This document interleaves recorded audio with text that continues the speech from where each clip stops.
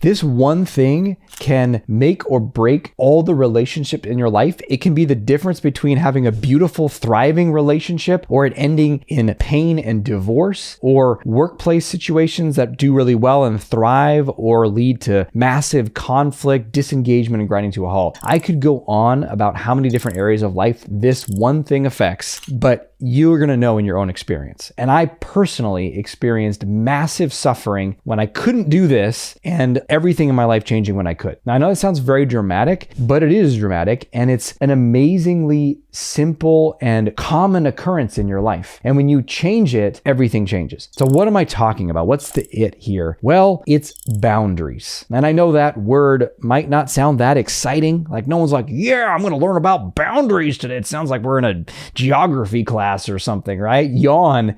But that's why I wanted to start with how significant it is. Because without boundaries, and I'll explain exactly what that is and how to do it, but without that in my life, I was unable to date in any sort of lasting, authentic way. And I wasn't able to sustain a relationship, literally for more than a decade and a half of my life. And then when I learned how to do what I'm going to share in this video and have boundaries, the very next relationship that I got into, I've been in, it's with my wife, Candace now, and we've been in a relationship for 14 years. It's the most beautiful experience I've ever had in my life, and one of the most beautiful things in my life. And that's thanks to boundaries. So what are they, and how do we get more of them in our lives?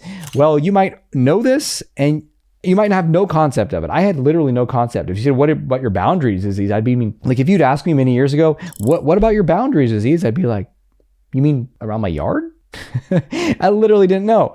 So a boundary, yes, you might have boundaries around your yard, but in this case, I'm talking about boundaries around your personal preferences in life. That's all that a boundary is. It's a preference. But you can use the metaphor of a yard to help you understand it. Think about you and a neighbor, and your yards are bumped up against each other. And if there is no fence, then there's no clearly marked boundary, right? And your neighbor could walk across from their yard into your yard, and they might just sit in your lawn chair or pick some fruit from your tree. What would you do? Would you say anything? That's how boundaries work in relationships. There is no fence, but if someone encroaches, someone goes into your space, someone does something that you don't like, what do you do? And I use the example of an actual yard because if someone came into your yard and ate your food and did whatever, you might say, hey, what are you doing in my yard? Or if you're really nice, you don't say anything. In fact, what you say is to yourself in your head, and you have two tracks going in your head. One is a track that is upset and judging the other person. Look at him. He just came in there.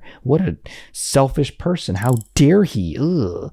Right? So that track is going, but then you're nice and you're not supposed to feel those things, right? Because a nice person doesn't feel upset with anyone ever. And so you have another track going that's trying to talk yourself out of the upset. Well, you should be more generous. Well, why are you so selfish? It's the pot calling the kettle black. You're just as selfish as other people. You're only seeing things in others that are inside of yourself. You're projecting. And then what ends up happening is you're just confused. You don't know I don't know. Should I say something? I don't know. And that's the point, because there's a part of you, even though boundaries are essential for healthy relationships, there's a part of you that doesn't want to have them, that's scared of them, that is afraid that if you have boundaries, you can't have relationships. People will only want to be around with you if they can walk all over you. Now, again, you might not be consciously thinking that, but that's the fear. They're going to leave me. They're going to be upset with me and leave me. I was working with a client recently about this. He was in a relationship and his partner would get very upset with him and say some pretty nasty stuff. And for years, he just tolerated it and had made excuses. Well, she had a tough upbringing. Well,